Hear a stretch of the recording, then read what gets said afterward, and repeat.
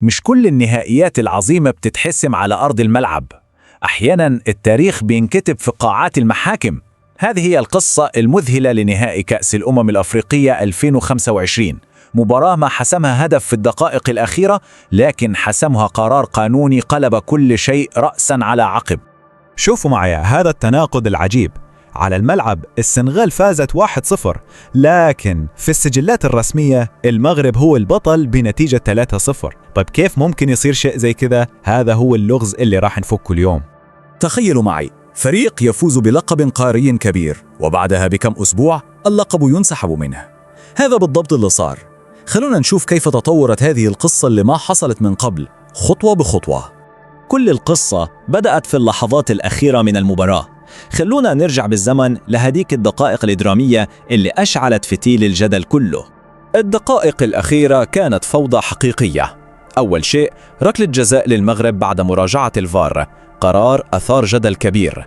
رداً على القرار مدرب السنغال طلب من لاعبه يتركوا الملعب، لكن القائد ساديو ماني تدخل وأقنع فريقه يرجع ويكمل اللعب.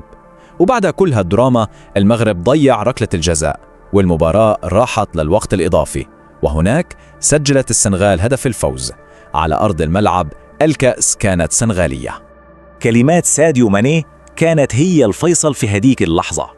هو وضع احترام اللعبة فوق أي جدل، وبسببه الفريق رجع للملعب، كمل المباراة وفاز فيها.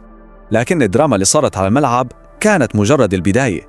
الحين خلونا نترك مشاعر اللاعبين والجماهير وندخل لعالم تاني تماماً، عالم المنطق البارد والقوانين الصارمة للمعركة القانونية اللي بدأت بعد المباراة.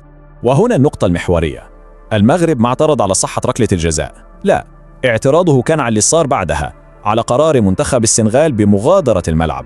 هذا كان الأساس القانوني لكل شيء. طيب مهم نفهم مصطلح الفورفيه أو الانسحاب. في القانون الرياضي مو شرط الفريق يرفض يكمل المباراة عشان يعتبر منسحب، لا، مجرد مغادرة الملعب كنوع من الاحتجاج ممكن يكون كافي لتطبيق هذه العقوبة القاسية. القضية كلها استندت على مادتين واضحتين جدا في لوائح البطولة، المادة 82 والمادة 84. الكلام كان صريح وما يترك مجال كبير للتأويل، وشكلوا حجر الزاوية في استئناف المغرب. وهنا حصل الانقلاب الكبير. لجنة الاستئناف في الكاف وافقت على طعن المغرب. النتيجة اللي على أرض الملعب اتلغت، وتم إعلان بطل جديد بناء على تطبيق صارم للوائح. المغرب صار بطل أفريقيا. لكن القصة ما انتهت هنا. السنغال قررت تأخذ معركتها لأعلى هيئة قضائية في عالم الرياضة. مهم جدا نفهم دور محكمة التحكيم الرياضية أو التاس. مهمتها مو إنها تعيد مشاهدة المباراة وتقرر إذا كانت ركلة جزاء أو لا، مهمتها تتأكد أن الاتحاد الإفريقي طبق قوانينه بالشكل الصحيح. هي مراجعة قانونية بحتة. 75%. إيش يعني هذا الرقم؟ وإيش علاقته بنتيجة الاستئناف الأخير؟ هذا الرقم هو توقع خبير قانوني رياضي اسمه رومان بيزيني. هو بيقول إن في احتمال كبير بنسبة 75% إن التاس راح تأكد قرار الكاف، والسبب بسيط مثل ما قلنا، إذا كانت اللوائح واضحة وتم تطبيقها صح، من النادر جدا إن المحكمة تلغي القرار. والأهم من هذا كله، في سابقة قانونية قوية وحاسمة.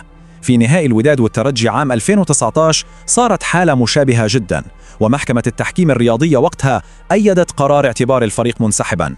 هذا التاريخ القانوني طبعا بيعزز من توقعات الخبراء، وبيرجح أن التاريخ ممكن يعيد نفسه. طيب خلونا نطلع من قاعات المحاكم واللوائح شوي. يا ترى إيش كان الأثر الإنساني والثقافي لهذا الحكم على كرة القدم في أفريقيا والعالم؟ القرار هذا قسم القارة. في المغرب كانت الفرحة موجودة بس ممزوجة بشعور المرارة، وفي السنغال كان في غضب وإحساس بالظلم، وفي عالم كرة القدم كله بدأ جدل كبير. إيش الأهم، روح اللعبة ولا نص القانون؟ والموضوع وصل لدرجة إنه طلع مصطلح جديد على السوشيال ميديا يوصف اللي حصل.